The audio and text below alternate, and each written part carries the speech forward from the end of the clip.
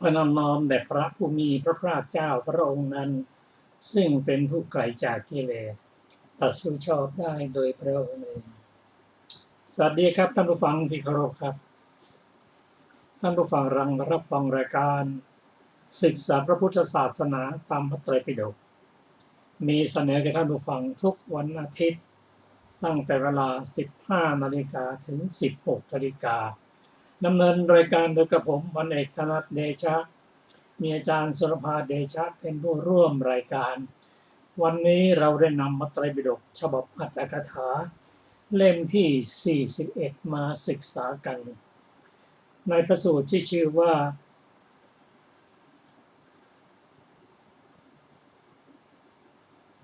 ในพระสูตรที่ชื่อว่า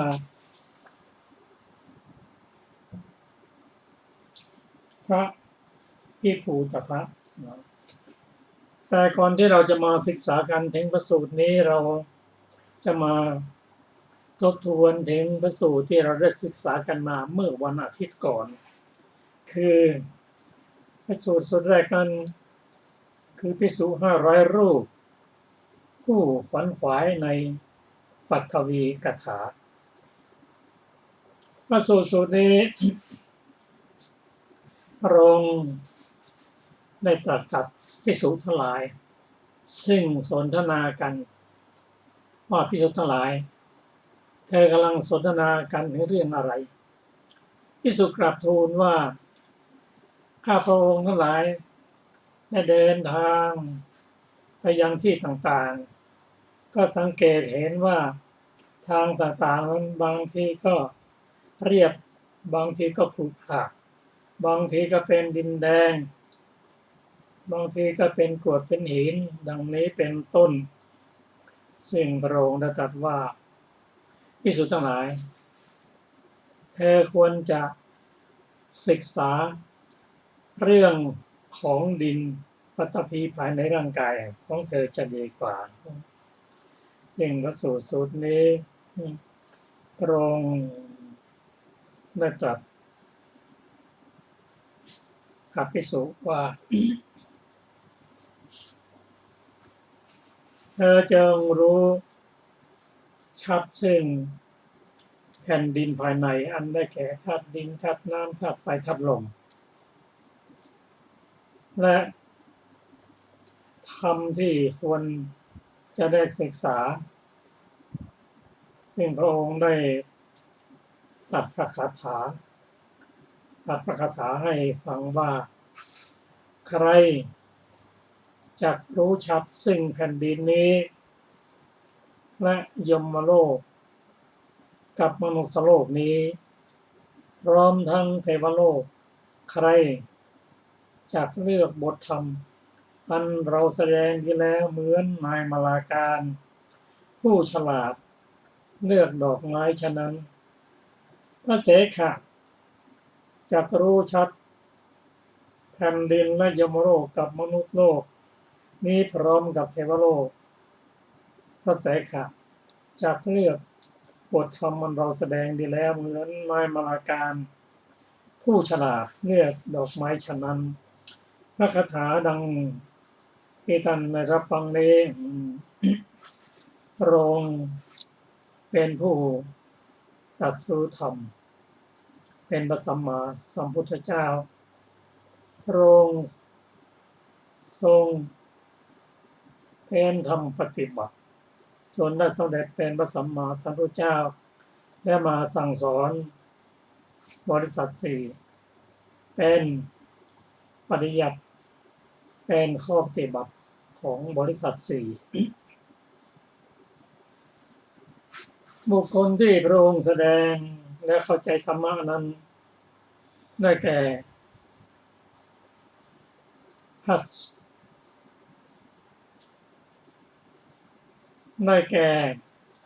เสขบุคคลเสขบุคคลคือบุคคลที่ยังต้องศึกษาอยู่เสขบุคคลนั้นต้องศึกษาอยู่ส่วนผู้ที่จบแล้วนั่นคืออาเสขบุคคลเสขบุคคลได้แก่พระโสดาบันเข้าไปได้แก่ โสดาปัตติมรรคสกิทาคามิมรรคอนาคามิมรรคและอรหันตมรรคเรียกว่าเสขบุคคลเสขบุคคลนี้ท่านได้ตรัสรู้แล้วกำจัด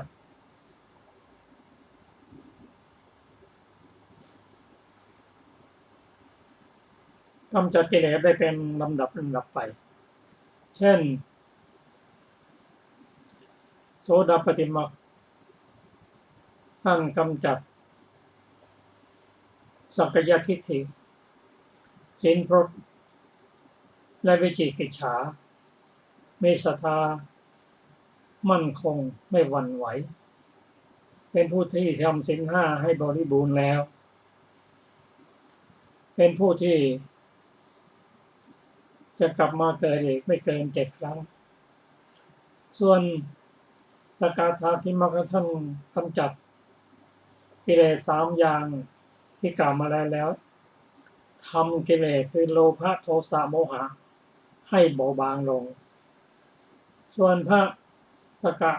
ระอนาคามิมรรคนั้นท่านกำจัดสังโยชน์อย่างต่ำ5เพิ่มขึ้นอีก2 อย่างคือกามสังโยชน์กับปฏิฆะสังโยชน์ส่วนอรหัตมรรคนั้นท่านกำจัดสังโยชน์10ได้หมดแล้วคือเพิ่มอีก5นั่นก็คือรูปราคะอรูปราคะมานะอุทธัจจะและอวิชชาเสขะ3 จำพวกนี้ที่ท่านศึกษาคือที่ศีลสิกขาจิตตสิกขาและปัญญาสิกขาท่านรู้บทธรรม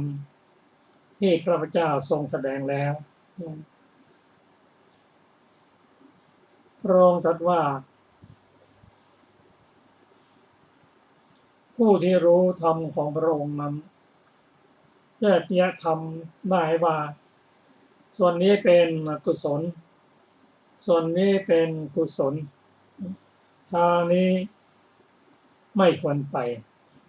ไม่ควรดำเนินทางนี้ควรดำเนินเหมือนนายมาลาการผู้คัดเลือกดอกไม้นั้นว่าดอกนี้ไม่งามก็คัดทิ้งไปเหมือนกับทางที่จะไปยังอบายทางนี้เป็นควรดำเนินไปตามลำดับสุดยอดด้วยดอกไม้ที่งามที่สุดมีกลิ่นหอมนั่นคือพระอรหันต์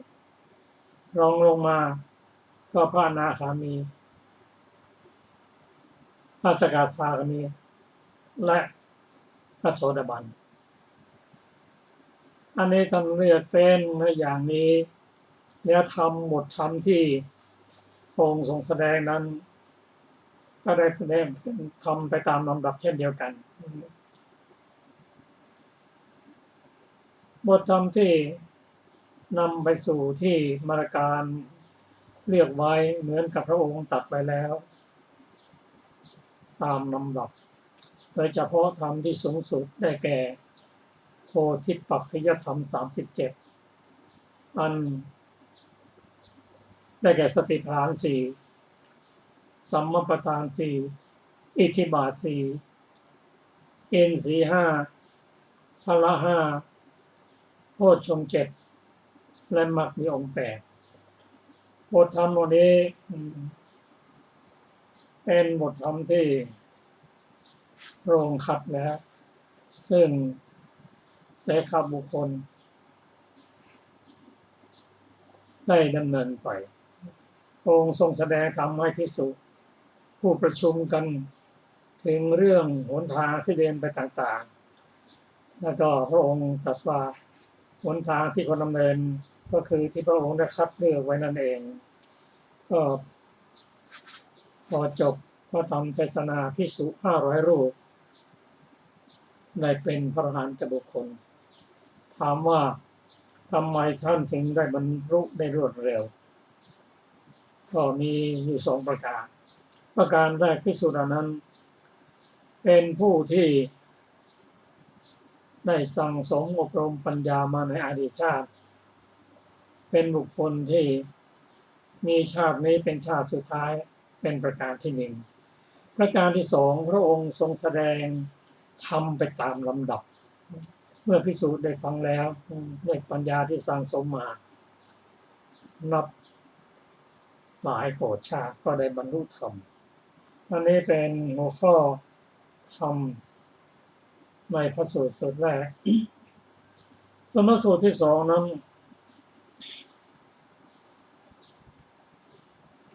เป็นเรื่องของพระเถระผู้เจริญมรีจิกรรมฐานพระสูตรนี้ได้กล่าวว่าพระเถระผู้เจริญกรรมฐานจากพระพุทธเจ้าแล้วไปบำเพ็ญสมาธรรมเข้าสู่ป่าภาคเพียรพยายามก็ไม่บรรลุพระอรหันต์จึงกลับมายังสำนักของพระพุทธเจ้าได้ตั้งใจว่าจักทูลนรัตนาขอให้ตรัสบอกกรรมฐานให้พิเศษที่ยิ่งกว่าพระทางกลับมาเห็นพยับแดดในระหว่างทางจะเดินมรีจิกรรมฐานว่าพยับแดดนี้ตั้งขึ้นแล้วในฤดูร้อนย่อมปรากฏแก่บุคคลทั้งหลายผู้ยืนอยู่ณที่ไกลดุจมีรูปร่างแต่ไม่ปรากฏเลยแก่บุคคลผู้มาสู่ที่ใกล้ชั้นไหนชั้นใดแม้อัตภาพนี้ก็มีรูปเหมือนอย่างนั้นเพราะอัตว่าเกิดขึ้นแล้วก็เสื่อมไปเดินมาแล้วเมื่อยล้าในหนทางอาบน้ำในแม่น้ำอาจิรวดีนั่งในที่ร่มไม้ริมฝั่งแม่น้ำมีกระแสน้ำมันไหลเชี่ยวเห็นฟองน้ำใหญ่ตั้งขึ้นอยู่ในกำลังแห่งน้ำกระทบกันและก็แตกไปก็ถือเอาเป็นอารมณ์ว่า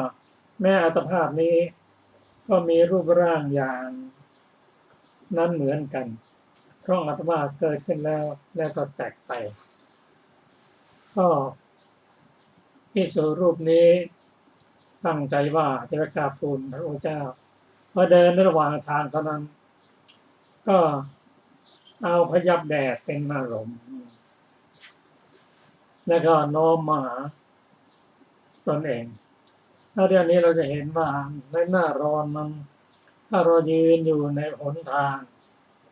แล้วมองไปทางขึ้นมองไปทางท้องฟ้าก็เหมือนจะเห็นรูปของตัวเรานั่นนะเป็นเงาอยู่แต่พอเดินเข้าไปใกล้ก็หายไปท่านมองมาเห็นว่าร่างกายนี่ก็เหมือนกันเหมือนมีตัวมีตนแต่ถ้าพิจารณาแล้วก็เป็นเพียงธาตุดินธาตุน้ำธาตุไฟธาตุลมเท่านั้นเองท่านเกิดความเบื่อหน่ายพอเดินมาเมื่อเราก็อาบน้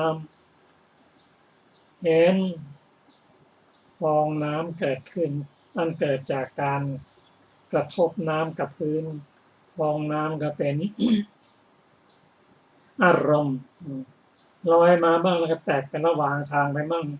และฟองน้ำนั้นจะใหญ่แค่ไหนก็ตามตกลงสู่ทะเลแล้วถึงทะเลแล้วก็ทำลายไปหมดเหมือนร่างกายเหมือนกันเกิดขึ้นตั้งอยู่แล้วก็ดับไป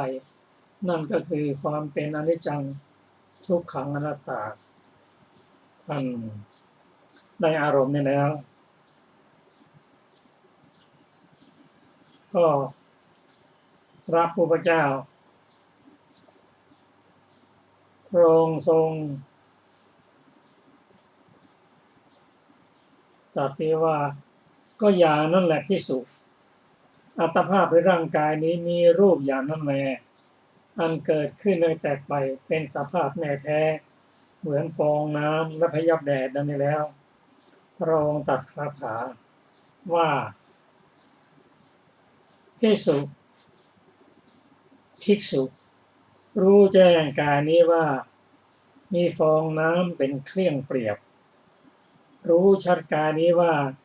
มีพยับแดดเป็นธรรมตัดพวงดอกไม้ของมารทะแล้วเพิ่งถึงสถานที่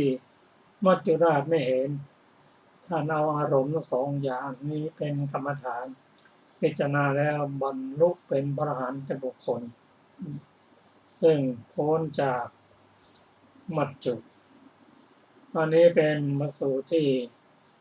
เราได้ศึกษากันมาส่วนพระสูตรที่สามนั้นเป็นเรื่องของพระเจ้าวิทูตภะเป็นพระสูตรที่พระองค์ได้แสดงเข้ามาอ่านจบแล้วฟังแล้วก็จะเห็นชัดซึ่งกฎแห่งกรรมและผลของกรรมเรื่องกรรมนั้นถ้ามีความประสงค์จะแก้ไขก็แก้ไขได้ก็เรื่องของพระเจ้าวิทูตภะนั้นก็จะทำกรรมหนักซึ่งพระองค์ทรงห้ามไว้เพียง2 ครั้ง 3 ครั้งเมื่อห้ามแล้วไม่ฟังก็เนื่องจากแรงของกรรมที่จะต้องทำกันไว้นั่นเองและแน่นอนเมื่อทำกรรมแล้วผลของกรรมก็เกิดขึ้นเพราะฉะนั้นเรื่องของเจ้าวิทูตภะนั้นมีเรื่องที่ ตามลำดับว่าพระกุมาร3 องค์คือราชรถของพระเจ้ามหาโกศลในนครสาวัตถีพระนามว่าประเสนทิโกศลก็ประเสนทิโกศลนี่เองที่เราได้ทราบว่าท่านมีข้อปฏิบัติหลายประการในระหว่างพระพุทธเจ้าของเราส่วนพระกุมารองค์ที่2นั้นเป็นบุตรของเจ้าฤาษี มีพระนามว่ามหาริอีกองค์หนึ่งเป็นโอรสของกษัตริย์มณะในพระนครกุสินารามีพระนามว่าคันธุละพระกุมาร3 พระองค์นี้ออกเดินทางไปศึกษาที่นครตักกศิลาเพื่อเรียนศิลปะในสำนักอาจารย์ทิสาปโมกข์มาพบกันที่ศาลาและก็สนิทสนมกันเป็นเพื่อนรักกันเรียนจนจบแล้วก็กราบลาอาจารย์เสด็จออกจากกรุงศาลาเพื่อกลับไปยังที่สู่ที่อยู่ของตนประเสนทิกุมารนั้นกลับมาแล้วทรงแสดงศิลปะถวายให้พระชนกคือพระบิดาและอมาตย์ได้รับชมรับทราบซึ่งพระชนกนั้นเลื่อมใสแล้วจึงอภิเษกราชสมบัติให้ส่วนอีกองค์หนึ่งเป็นผู้ที่ แสดงศิลปะ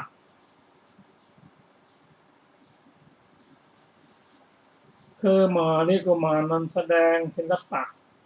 แก่เจ้าฤาษีทั้งหลายด้วยความอุตสาหะมากคือความเพียรมากรุนแรงมากจนพระเนตรของพระองค์แตกไปแล้วแสดงจนตาบอดไปแล้วพวกเจ้าฤาษีท่านเห็นใจแล้วก็บอกว่าอาจารย์ของเราแสดงศิลปะจนเสียพระเนตรแล้วแต่อย่างไรก็ตามก็ลูกศิษย์ทุกหลายก็ไม่ทิ้งอาจารย์ได้ถวายประตูให้ประตูหนึ่งซึ่งเก็บสวยได้วันละ100,000ให้แก่มหาฤนั้น อาริกุมารนั้นท่านก็ใช้ประตูนั่นแหละ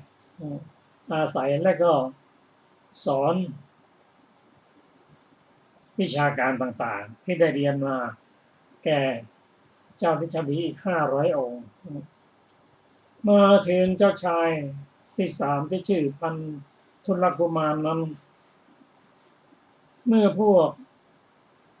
ตระกูลมละขอให้ท่านแสดงฤทธิ์นั้นท่านได้กระโดดขึ้นไปในอากาศสูงประมาณ80 ศอกเอาดาบฟันไม้ไผ่ที่มัดรวมกัน60 ลำแต่ละลำนั้นก็สอดไส้เล็กเข้าไปท่านก็แสดงโดยเอาดาบนั้น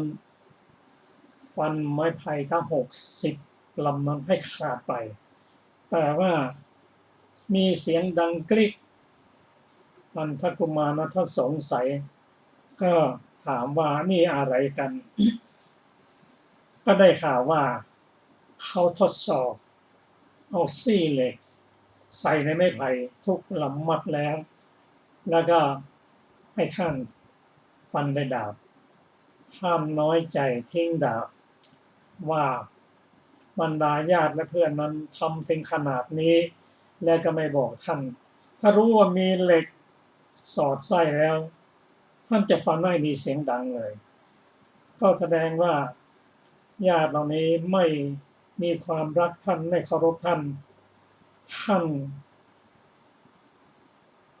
เกิดความไม่พอใจบอกพระราชบิดามารดาว่าจะฆ่าเจ้ามัลละทั้งหมดซึ่งพระบิดาและมารดาได้ห้ามปรามไว้ว่าลูกเอ๋ยนี้เป็นราชประเพณีเจ้าไม่ได้ไปเพื่อที่จะทำอย่างนั้นท่านกล่าวว่าถ้าอย่างนั้นจะไม่อยู่ในเมืองเลยแล้วจะไปอยู่เมืองสาวัตถีกับเพื่อนที่ชื่อว่าโกศลกุมารท่านก็ลาบิดามารดาไปยังเมืองสาวัตถี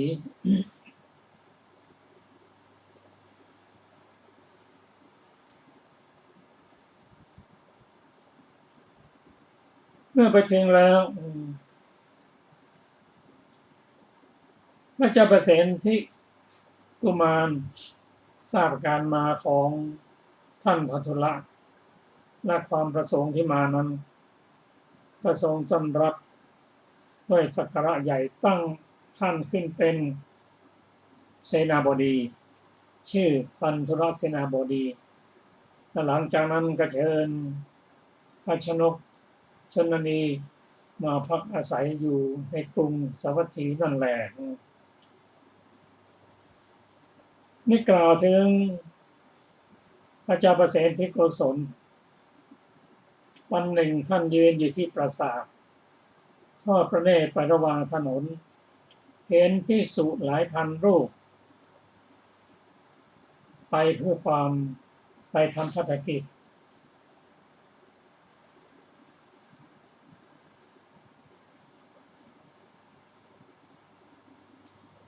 คือไปท่านพระสงฆ์ท่านไปทำภารกิจที่สำนักของท่านอนาถบิณฑิกาเศรษฐี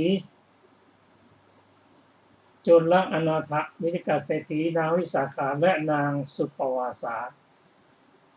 ท่านก็มีความประสงค์ที่จะถวายพัดแก่พระสงฆ์ด้วยตอนนั้นแล้วท่านจึงเสด็จไปยังวิหารทรงนิมนต์พระศาสดาพร้อมทั้งภิกษุพันรูปเพื่อถวายทานด้วยประหัตถ์เองสิ้น7 วันเมื่อพระผู้มีเจ้า ทรงรับภิกษาของพระองค์พร้อมด้วย500 รูปพอวันที่ น้อมกราบทูลว่าขอพระองค์ได้เสด็จไปราชวังของพระองค์ทุกวันซึ่งพระองค์ตรัสว่า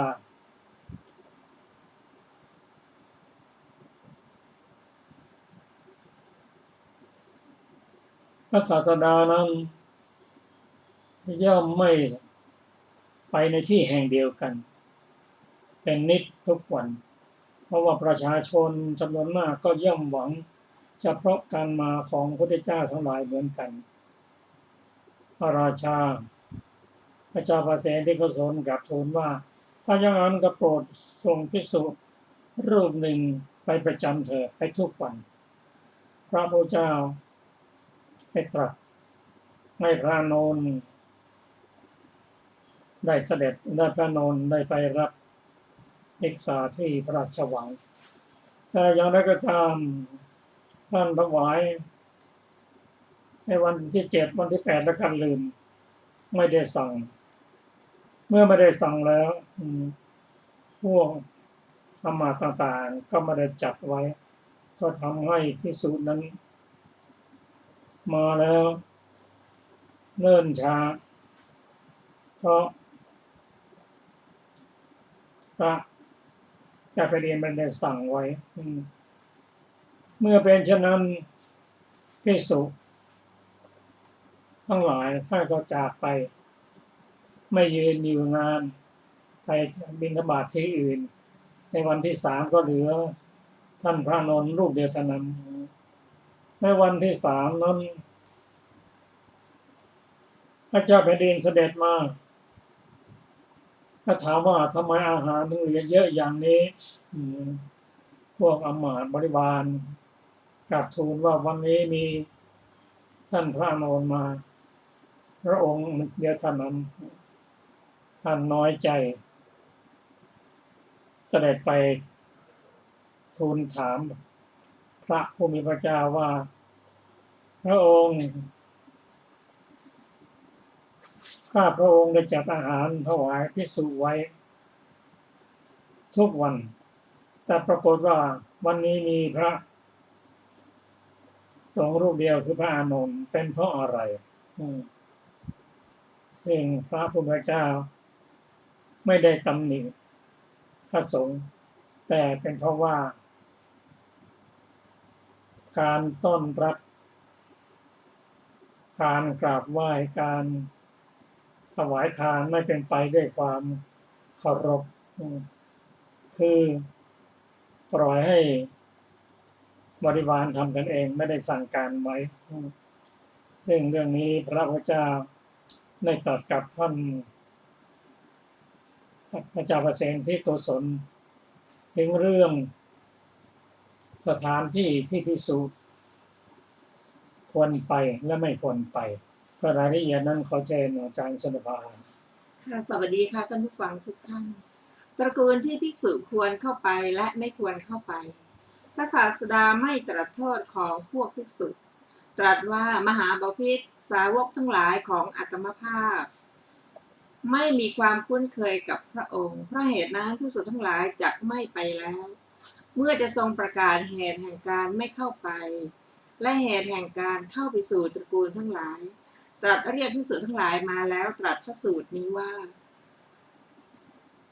ภิกษุทั้งหลายตระกูลที่ประกอบด้วยองค์9ภิกษุยังไม่เข้าไปแล้วก็ไม่ควรเข้าไปและครั้นเข้าไปแล้วก็ไม่ควรนั่งใกล้ตระกูลที่ประกอบด้วยองค์9เป็นไฉนตระกูลที่ประกอบด้วยองค์9เหล่านี้คือเขาไม่ต้อนรับด้วยความพอใจไม่อภิวาทด้วยความพอใจไม่ให้อาสนะด้วยความพอใจซ่อนของที่มีอยู่ของเขาไว้เมื่อของมีอยู่มากก็ให้แต่น้อยเมื่อมีของประณีตก็ให้ของเศร้าหมองให้โดยไม่เคารพไม่ให้โดยความเคารพไม่นั่งใกล้เพื่อฟังธรรมเมื่อกล่าวธรรมอยู่เขาก็ไม่ยินดี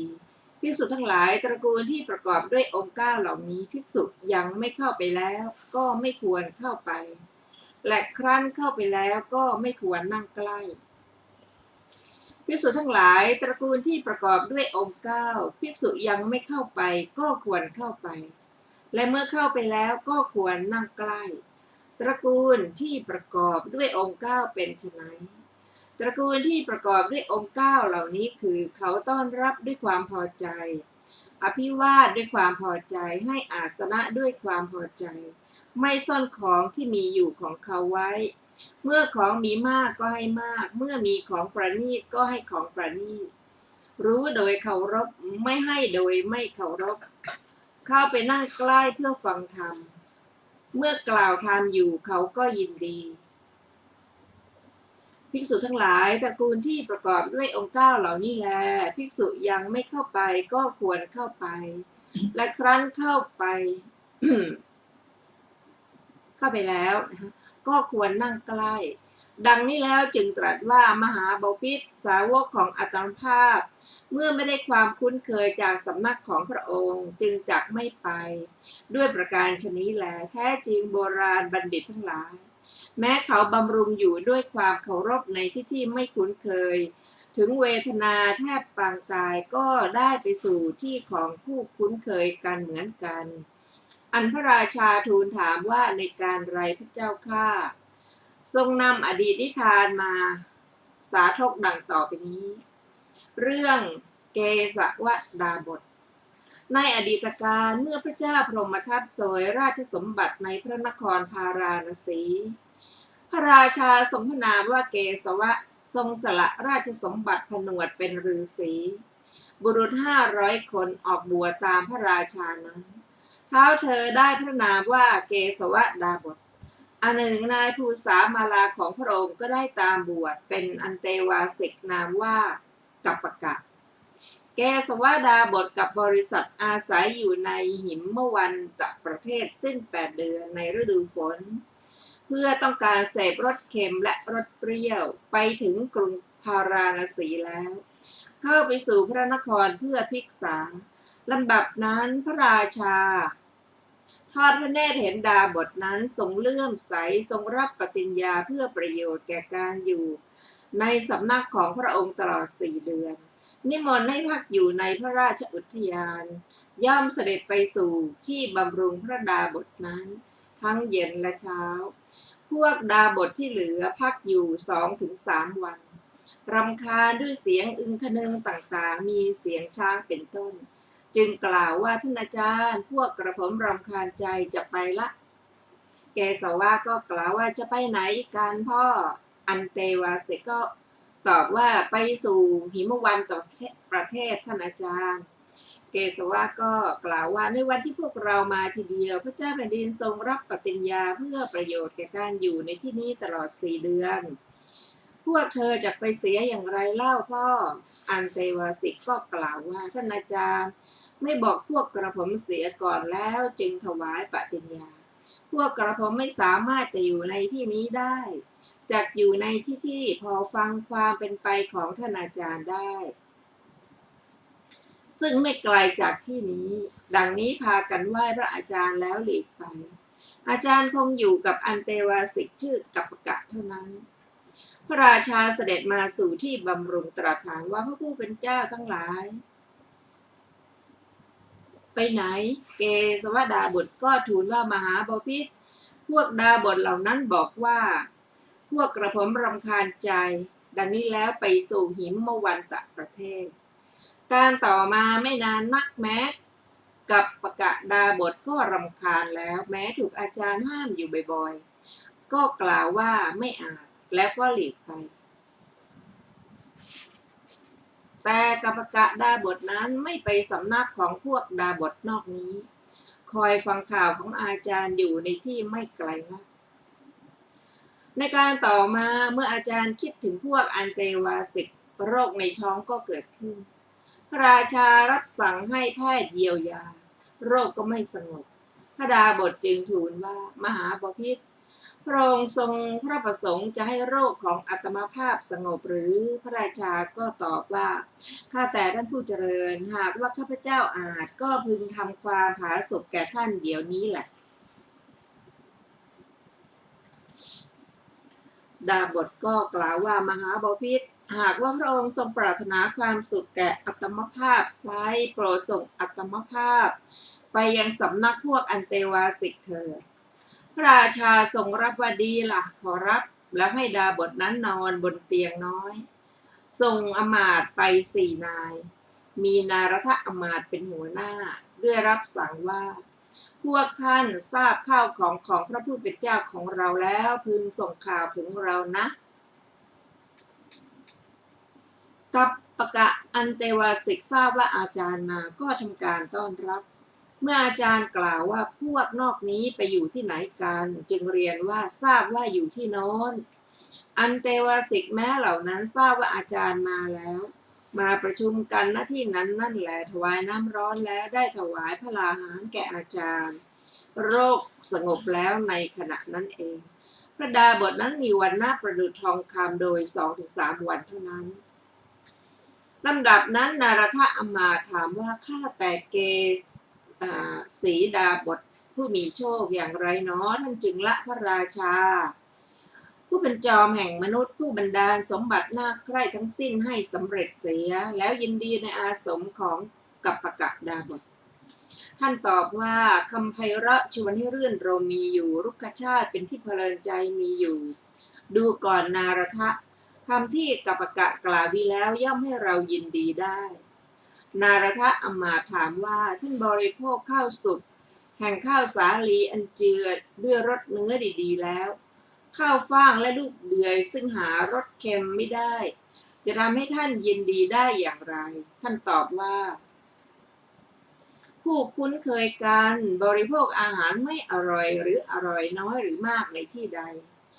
อาหารที่บริโภคในที่นั้นก็ให้สำเร็จประโยชน์ได้เพราะว่ารสทั้งหลายมีความคุ้นเคยเป็นอย่างยิ่งพระศาสดาทรงย่อชาดกพระศาสดาครั้นทรงนำพระธรรมเทศนานี้มาแล้วทรงประมวลชาดกตรัสว่าพระราชาในครั้งนั้นได้เป็นโมคคัลลานะนารทอมาตย์ได้เป็นสารีบุตรอันเตวาสิกชื่อกัปปะกะได้เป็นอานนท์เกสวดาบทเป็นเราเองดังนี้แล้วตรัสว่าอย่างนั้นมหาบพิตรบัณฑิตในปางก่อนถึงเวทนาปางตายได้ไปสู่ที่คนมีความคุ้นเคยกันแล้วสาวกทั้งหลายของอัตนมภาพชรอยจะไม่ได้ความคุ้นเคยในสำนักของพระองค์พระราชาทรงส่งสารไปขอธิดาเจ้าสากยะพระราชาทรงดำริว่าเราควรจะทำความคุ้นเคยกับภิกษุสงฆ์เราจะทำอย่างไรหนอดังนี้แล้วทรงดำริอีกว่าเราควรทำพระธิดาแห่งพระญาติของพระสัมมาสัมพุทธเจ้าไว้ในพระราชมณฑีเมื่อเป็นเช่นนี้พวกภิกษุหนุ่มและพวกสามเณรก็จะคุ้นเคยแล้วมายังสำนักของเราเป็นนิจโดยคิดว่าพระราชาเป็นพระญาติของพระสัมมาสัมพุทธเจ้าดังนี้ส่งพระราชสารไปสำนักเจ้าสากยะทั้งหลายว่าขอเจ้าสากยะทั้งหลายจงประทานพระธิดาคนหนึ่งแก่หม่อมฉันแล้วรับสั่งบังคับทูตทั้งหลายว่าพวกท่านพึงถามว่าเป็นพระธิดาแห่งเจ้าสากยะองค์ไหนแล้วจึงมาเจ้าสากยะให้ธิดานางทาสีแก่พระเจ้าประเสนทิพวกทูตไปแล้วทูลขอเจ้าหญิงคนหนึ่งกับเจ้าสากยะทั้งหลายเจ้าสากยะเหล่านั้นประชุมกันแล้วทรงดำริว่าพระราชาเป็นฝักฝ่ายอื่นผิว่าพวกเราจักไม่ให้ซ้ายพวกเธอจักทำให้เราฉิบหายก็เมื่อว่าโดยสกุลเท้าเธอไม่เสมอกับเราเลยพวกเราควรทำอย่างไรกันดีท้าวมหานามตรัสว่าธิดาของหม่อมฉันชื่อวาสภคติยาเกิดในท้องของนางทาสีถึงความเป็นผู้มีรูปงามเลิศมีอยู่พวกเราจักให้นางนั้นดังนี้แล้วจึงรับสั่งกับพวกทูตว่าดีละพวกเราจักถวายเจ้าหญิงแด่พระราชาทูตก็ถามว่าเป็นพระธิดาของเจ้าสากยะองค์ไหน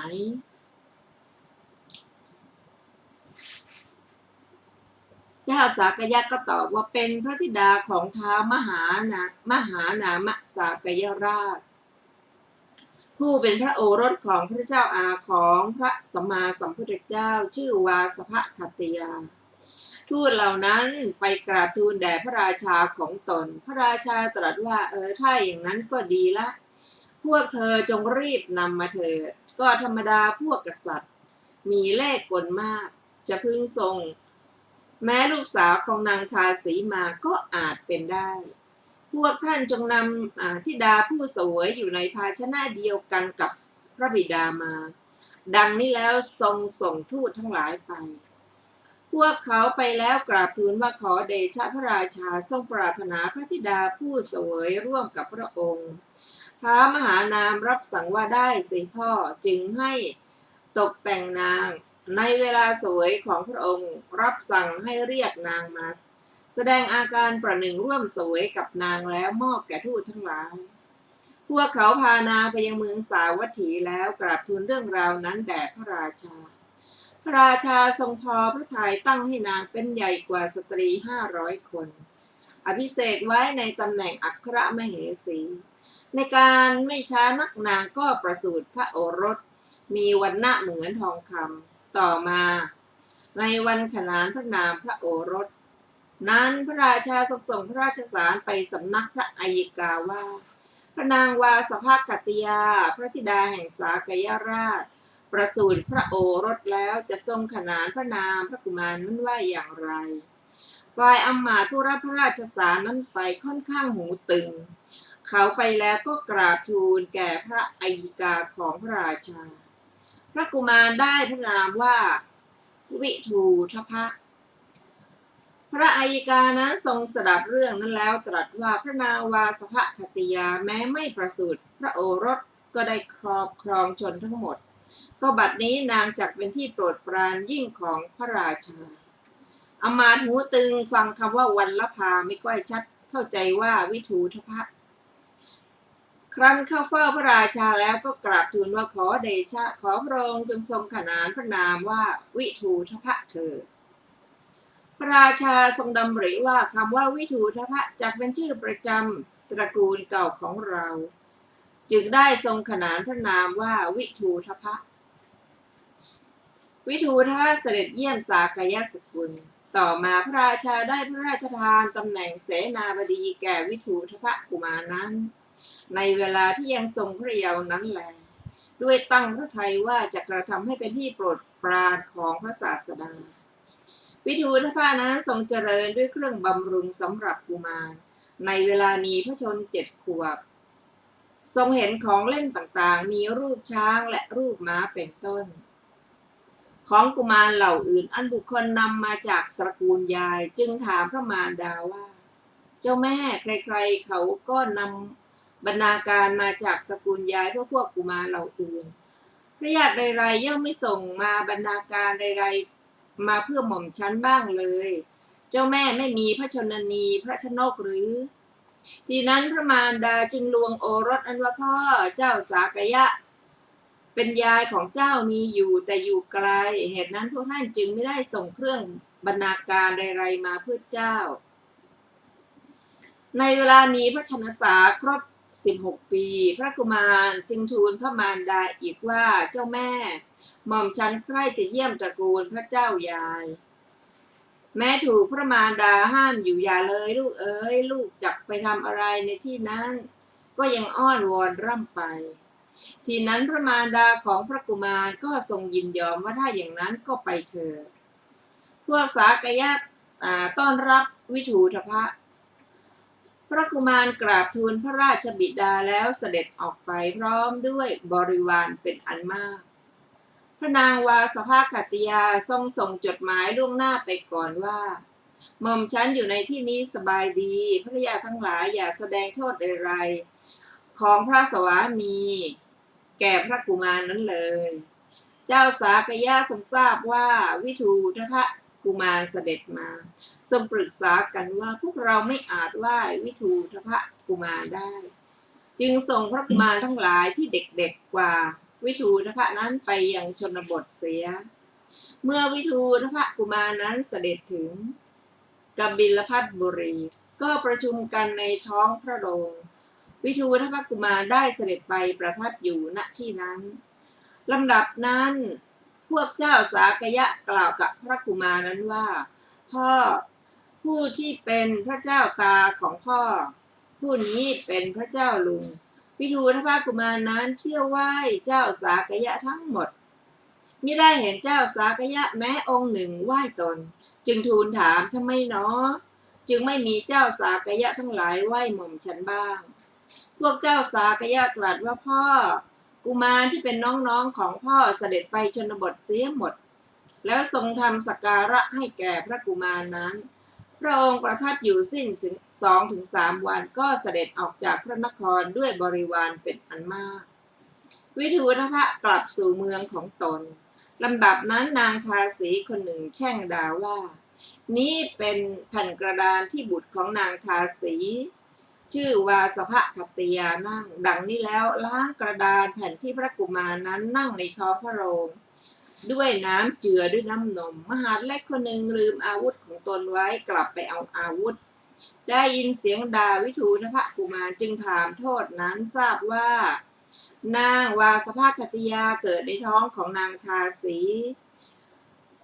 ของท้าวมหานามสากยะจึงบอกกล่าวแก่พวกพลได้มีการอื้อฉาวกันอย่างขนานใหญ่ว่าได้ยินว่าพระนางวาสภคัตติยาเป็นธิดาของนางทาสีวิทูธพทรงอาฆาตพวกเจ้าสากยะเจ้าวิทูธพทรงสดับคำนั้นตั้งพระหฤทัยไว้ว่าเจ้าสากยะทั้งเหล่านั้นจงล้างแผ่นกระดานที่เรานั่งด้วยน้ำเจือด้วยนมก่อนแต่ในการที่เราดำรงราชสมบัติแล้วเราจะเอาเลือดในลำคอของเจ้าสากยะเหล่านั้นล้างแผ่นกระดานที่เรานั่งเมื่อพระองค์เสด็จญาตราถึงกรุงสาวัตถีพวกอมาตย์ก็กราบทูลเรื่องทั้งหมดแด่พระราชาราชาพิโรธเจ้าสากยะว่าได้ให้ธิดานางทาสีแก่เราจึงรับสั่งให้รีบเครื่องบริหารที่พระราชทานแก่พระนางวาสภคัตติยาและพระโอรสให้พระราชทานเพียงสิ่งของ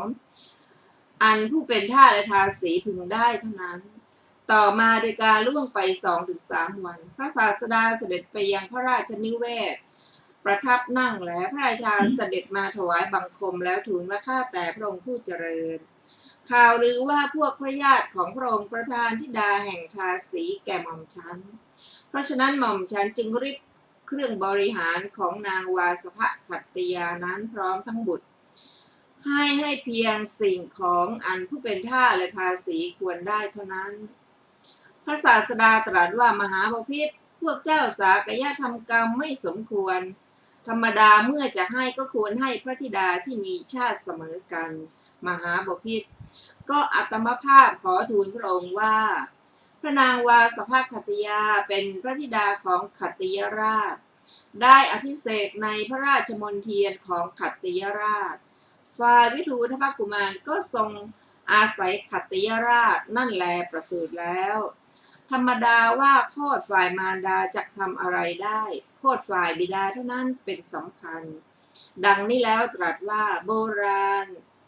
บัณฑิตทั้งหลายได้พระราชทานตำแหน่งอัครมเหสีแก่หญิงผู้ยากจนชื่อกัตถหาริกาและพระกุมารที่เกิดในท้องของนางนั้นก็ถึงความเป็นพระราชาในพระนครสาวัตถีอันกว้างใหญ่ไพศาลถึง12 โยชน์ทรงพระนามว่ากัตถวาหนราชแล้วตรัสกัตถหาริยชาดกพระราชาทรงสดับธรรมกถาทรงยินดีว่าทราบว่าโคตรฝ่ายบิดาเท่านั้นเป็นสำคัญจึงรับสั่งให้พระราชทานเครื่องบริหารเช่นเคยนั่นแหละแก่มารดาและบุตรพันธุละพาภรรยาผู้แพ้ท้องอาบน้ำภรรยาแม้ของพันธุละเสนาบดีแลชื่อมัลลิกาซึ่งเป็นพระธิดาของเจ้ามัลละในกุสินารานครไม่คลอดบุตรสิ้นกาลนานต่อมาพันธุละเสนาบดีส่งนางไปว่าเจ้าจงไปสู่เรือนแห่งตระกูลของตนเสียเถิดนางคิดว่าเราจักเฝ้าพระศาสดาแล้วจึงไป จึงเข้าไปยังพระเชตวันยืนถวายบังคมพระตถาคตอันพระตถาคตตรัสถามว่าเธอจะไปที่ไหนกราบทูลว่าข้าแต่พระองค์ผู้เจริญสามีส่งหม่อมฉันไปสู่เรือนแห่งตระกูลพระศาสดาตรัสถามว่าเพราะเหตุไรนางตอบว่าในว่าหม่อมฉันเป็นหมานไม่มีบุตรพระศาสดาตรัสว่าถ้าอย่างนั้นกิจคือการไปไม่มีจงกลับเสียเถิดนางดีใจถวายบังคมพระศาสดากลับไปสู่นิเวศเมื่อสามีถามว่ากลับมาทำไมนางก็ตอบว่าพระทศพลให้ฉันกลับพันธุละคิดว่าพระทศพลทรงเห็นการไกลจากเห็นเหตุนี้จึงรับไว้ต่อมาไม่นานนักนางก็ตั้งครรภ์เกิดแพ้ท้องบอกว่าความแพ้ท้องเกิดแก่ฉันแล้วพันธุละก็ถามว่าแพ้ท้องอะไรนางก็ตอบว่านายฉันใคร่จะลงอาบน้ำดื่มน้ำควรดื่มในสระบกขรณีอันเป็นมงคลในงานอภิเษกแห่งคณะราชตระกูลในนครไผ่สาลีพันธุละกล่าวว่าดีละแล้วถือธนูอันบุคคลพึงโก่งด้วยเรี่ยวแรงของบุรุษพันหนึ่งอุ้มนางขึ้นรถออกจากเมืองสาวัตถีขับรถเข้าไปสู่เมืองไผ่สาลีโดยประตูที่เจ้าฤทธวีให้แก่มหาฤทธวีก็ที่อยู่อาศัยของเจ้าฤทธวีนามว่ามหาฤทธิ์มีอยู่ณที่ใกล้ประตูนั่นแลพอท่านได้ยินเสียงรถกระทบธรณีประตูก็รู้ว่าเสียงรถของพันธุละจึงกล่าวว่าวันนี้ภัยจะเกิดแก่พวกเจ้าฤทธวีการอารักขาสระบุขรณีแข็งแรงทั้งภายในและภายนอกเบื้องบนขึงข่ายโลหะแม้นกก็ไม่มีโอกาส ฝ่ายพันธุละเสนาบดีลงจากรถเฆี่ยนพวกมนุษย์ผู้รักษาด้วยหวายให้หลบหนีไปแล้วตัดข่ายโลหะให้ภริยาอาบน้ำแม้ตนเองก็อาบในภายในสระบุขรณีแล้วอุ้มนางขึ้นรถอีกออกจากพระนครขับไปโดยทางที่มาแล้วนั่นแหละท่านฟังที่เคารพวันนี้รายการศึกษาพระพุทธศาสนาตามพระไตรปิฎกก็ได้หมดเวลาลงแล้วขอขอบคุณทุกท่านที่ได้ติดตามและศึกษาร่วมกันเราจะมาศึกษาต่อกันใหม่ในวันอาทิตย์หน้าเวลาเดียวกันนี้ขอมีความสุขสวัสดีทุกท่านค่ะวันนี้เราขอลาไปก่อนสวัสดีค่ะสวัสดีครับ